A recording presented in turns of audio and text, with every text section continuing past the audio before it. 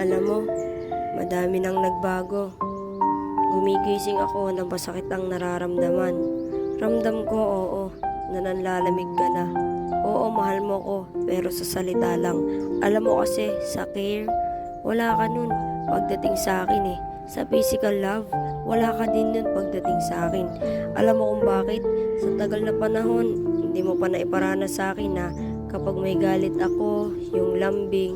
Ang lambing mo kasi kakausapin mo lang ako ng 2 beses. Tapos pag hindi pa din ako nagsalita, titigil ka na. Eto sa totoo tayo ha, hindi sa ikinukumpara kita, pero iba sa ilang nakasama ko o naka-live-in ko. Kapag nagtatampo o galit ako, alam mo yun, yung niyayakap ako sinusuyo ako hanggat hindi ko pinapansin, hindi siya titigil. At isa pa, kapag nasa gala, pinapadama mo na kinakahiya mo ko. Ano ba naman yung simpleng hawak lang sa kamay, inaalis mo pa. Every time nalalakad, mas nauuna ka. Gaano kasakit sa akin yun. Katulad din sa pagtulog.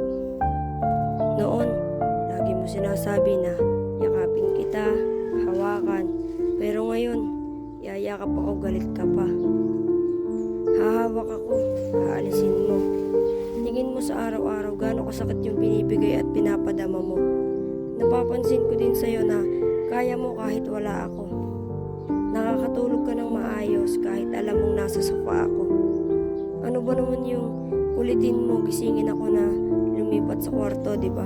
Kaso hindi Hinayaan mo ako matulog sa sofa na walang electric fan at walang kumot.